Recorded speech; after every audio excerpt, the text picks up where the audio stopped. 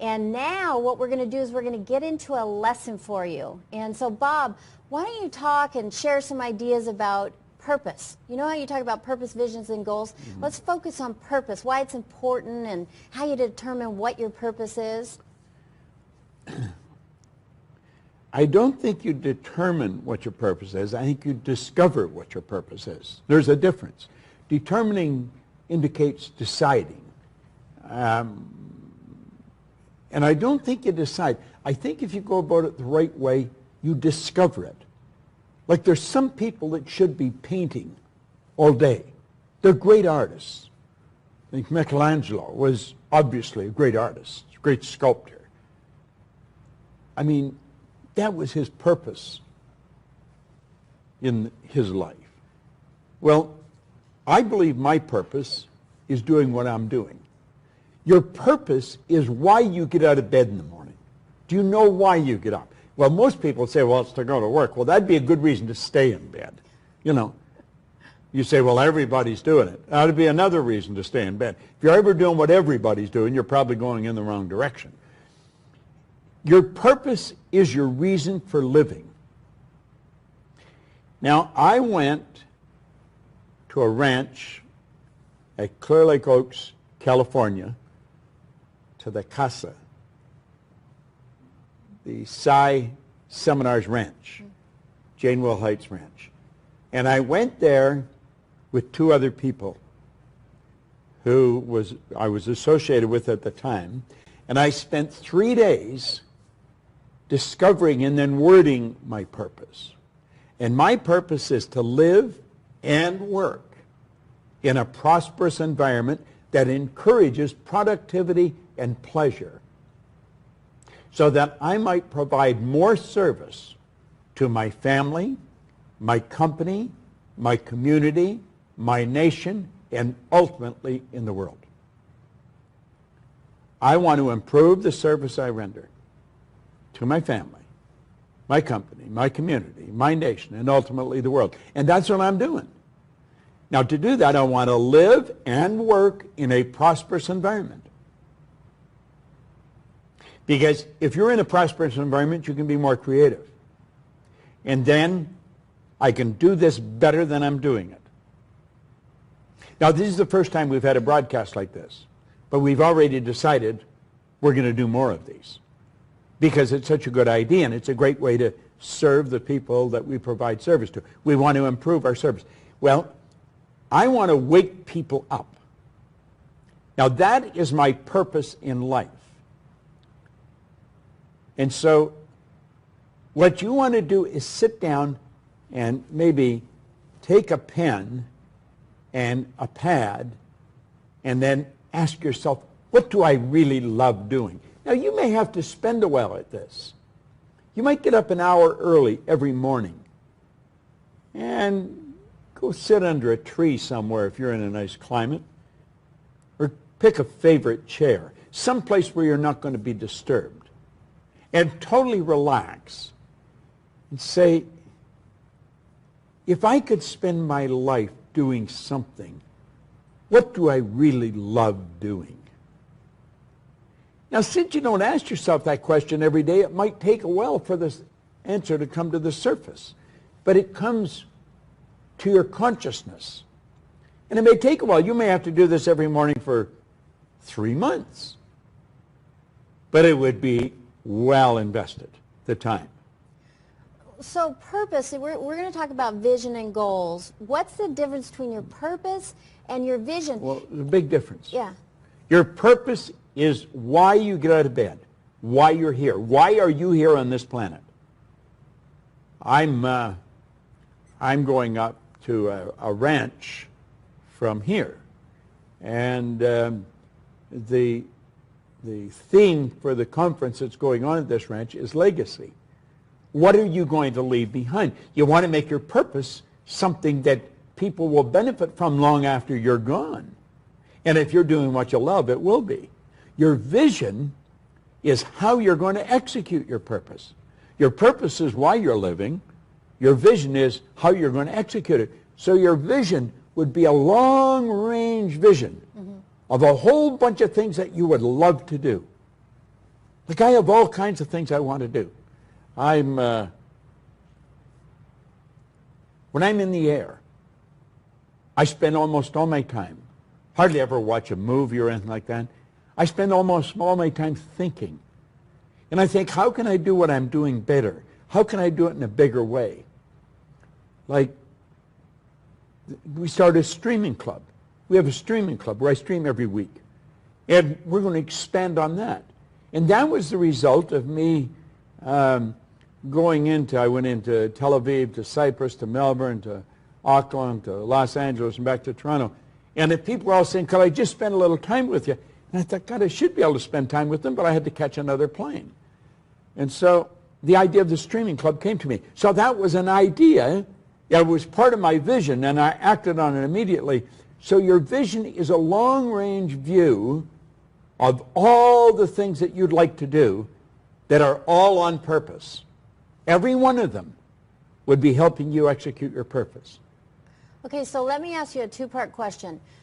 If you're determining or discovering your purpose, you're trying to discover your purpose, first off, what's the impact when you do discover it on your whole life? And secondly, how do you keep moving forward before you discover it if you're having a challenge discovering what it is? Well, you keep moving forward by doing the best you can do out of whatever you're doing. Even if you're doing something you don't like, do it as well as you can do it. You'll outgrow it. I mean, give everything you've got to what you're doing. Do it as well as you can possibly do it. And if you can think of a way to improve it, improve it. But at the same, even if you don't like it, give it everything you've got. And you're bringing something out of yourself that won't come out any other way. Like we've got deep reservoirs of talent and ability. Every one of us has awesome potential. But at the same time, work at discovering your purpose.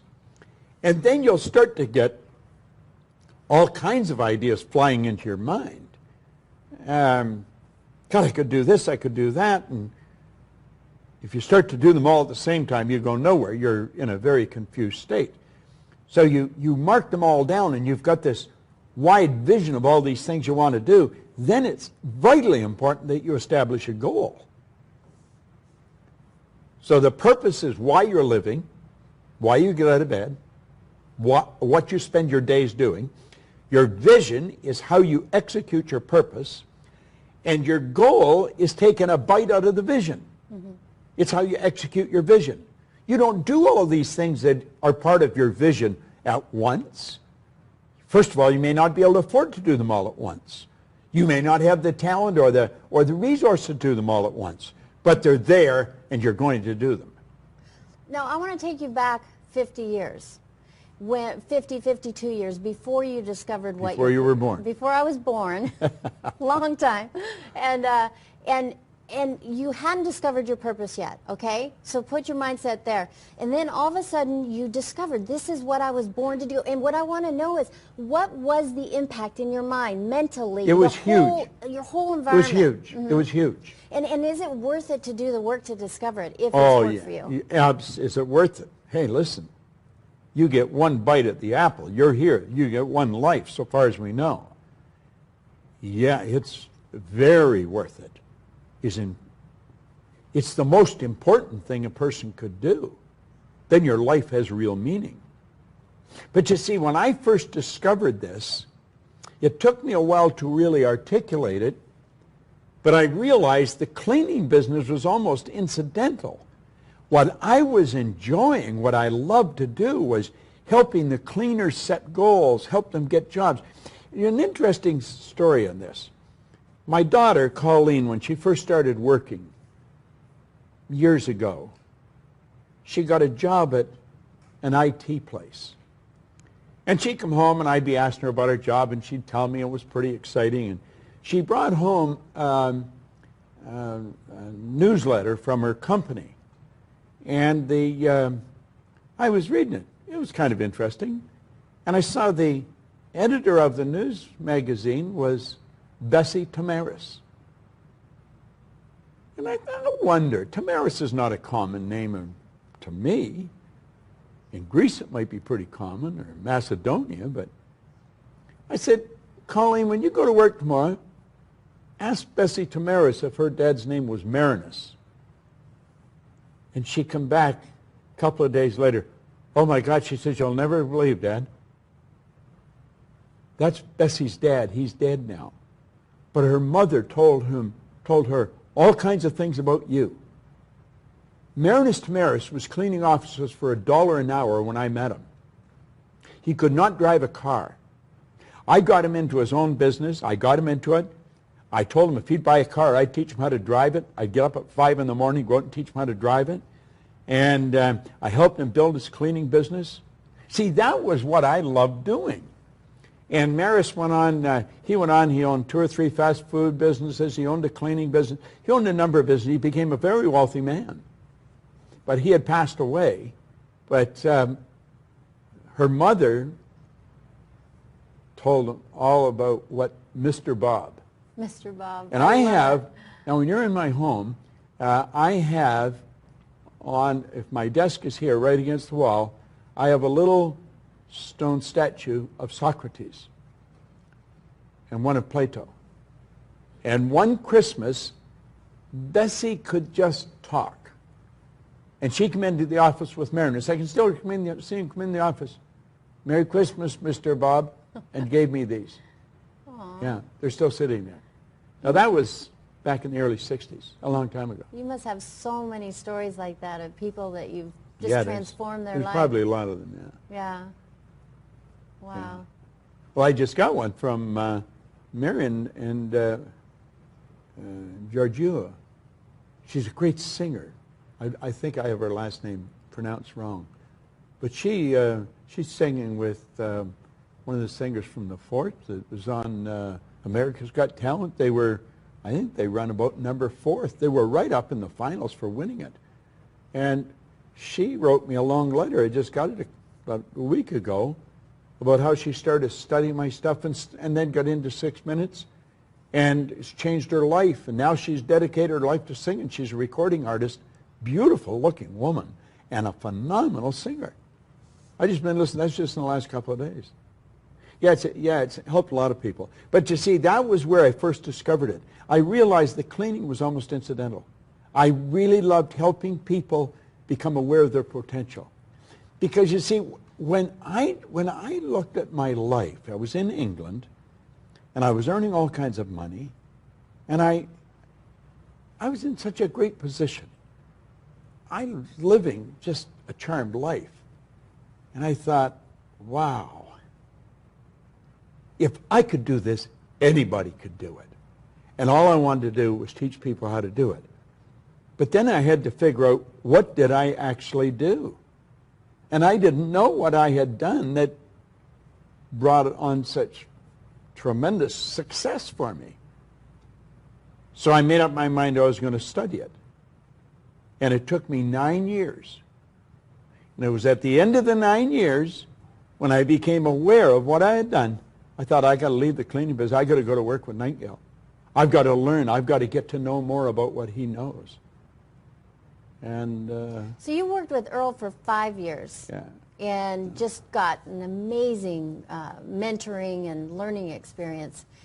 Well, actually, a lot of the mentoring I got came from his partner, Lloyd Conant. Now, I got a lot from Earl, working with him, being around him, watching him, watch how he worked and what he studied. And if he studied something, I studied. If he subscribed to a magazine, I subscribed. I mean, I just wanted to pick his brain every chance I could. But his business partner, Lloyd Conant, he was the one that really took the lid off my mind and got me thinking much bigger. Mm-hmm. There's a great book, The Magic of Thinking Big by Schwartz. Everybody should own the book. Well, I was reading that book and working with Lloyd Conant, just starting to, at the same time. And I started to realize there isn't any end to what you can think. There is no big. Nothing's big, nothing's small. Like you could say that chair is big. Relative to what? Relative to that chair over there. There is no big, no small. We make it big and small in our mind. And Lloyd really helped me with that. So you were there for 5 years and you just started thinking bigger and bigger. And then tell us about how you came up with the idea of starting your own company, and also maybe one of the failures that you experienced and how you got through it. I just did not talk about the failures. I've had some beauty. I really believe if the failure is big enough, it can inspire you. Mm-hmm.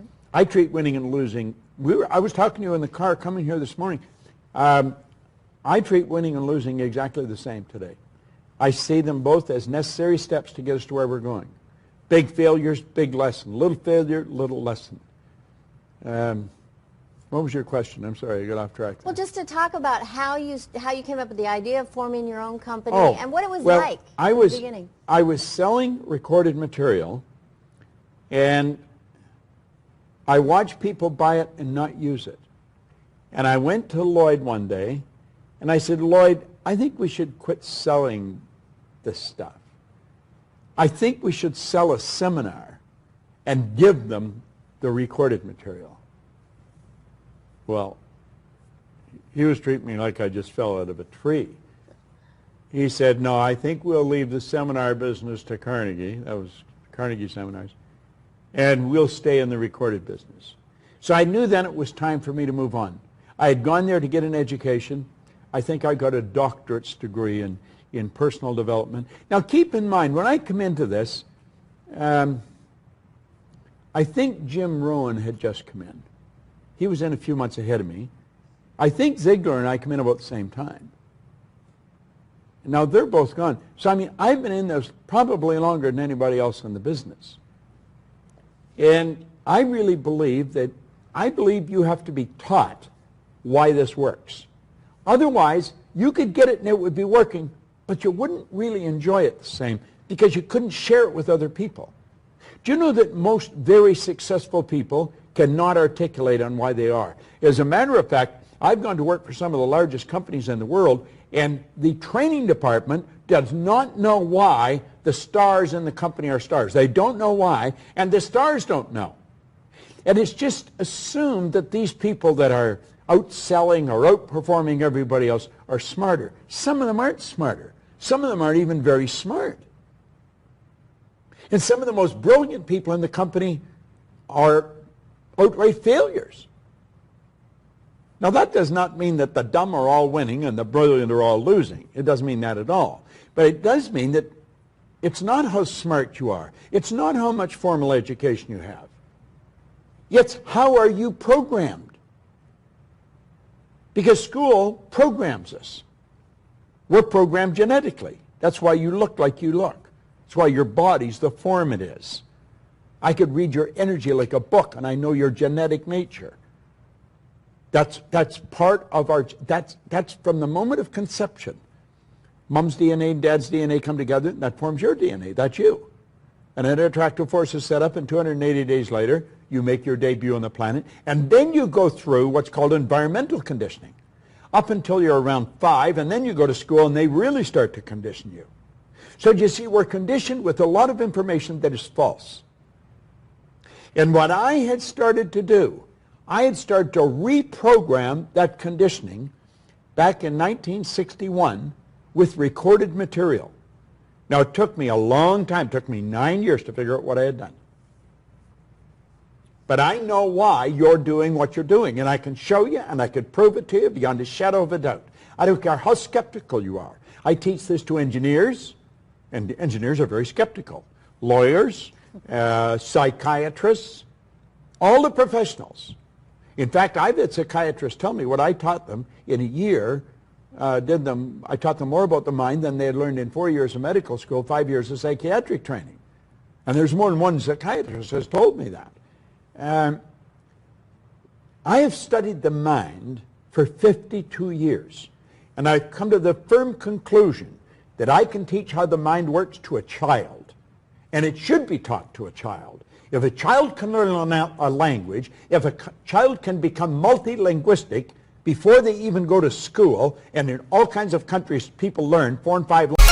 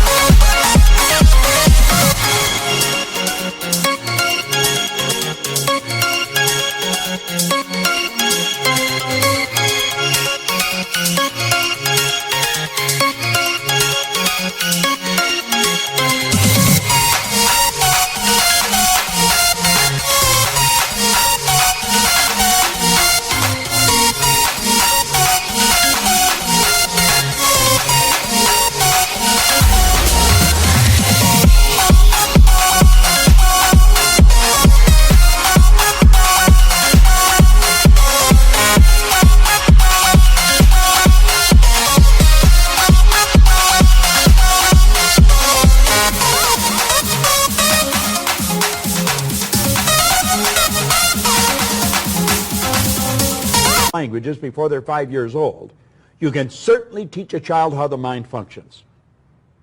Because the part of our mind that gathers information, the part that schools loading our mind up with information, is not the part that controls our behavior, and it's our behavior that produces our results.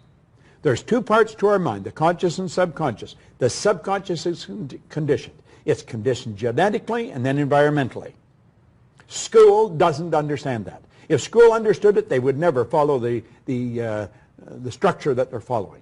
That's what blew my mind when I first saw you in seminar, 7 years ago, was this concept that you're talking about. And I don't know anyone else out there in the industry that's teaching this and then showing people how to implement it and make changes. I don't know anybody that's teaching exactly the way I teach it. Yeah. Val Newell and Dr. C. Harry Roeder taught me the basics about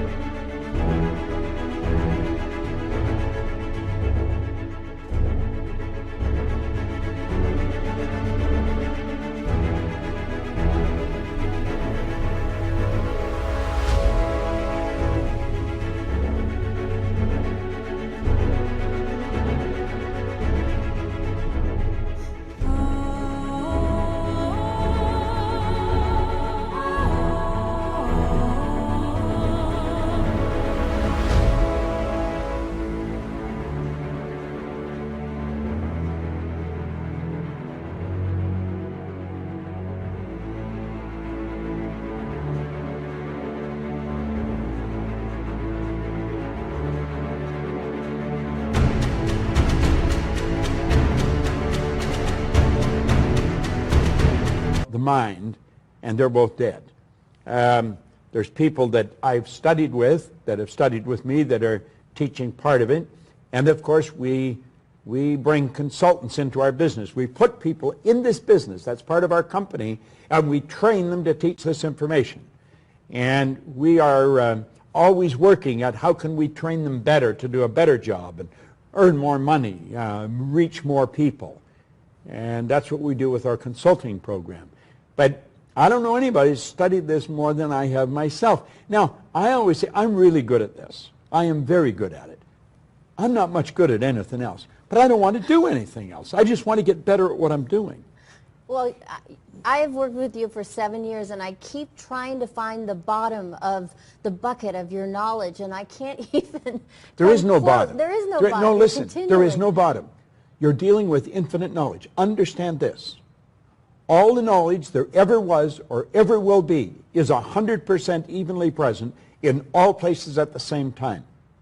All science and all theology teach that. All the power there ever was, all the power there ever will be is 100% evenly present in all places at the same time. All science teaches that. All theology teaches that. I don't care whether you're Hindu, Christian, Jew, Muslim. It doesn't matter. All religion teaches that. All the power is omnipresent. So when you tap into it, it's within you. And when you tap into it, there is no bottom. There is no top. You're tapping into something that's infinite. And you are letting it flow through you. You are merely an instrument for spirit to work through. We're spiritual beings. And our spiritual DNA is perfect. It requires no modification, absolutely no improvement.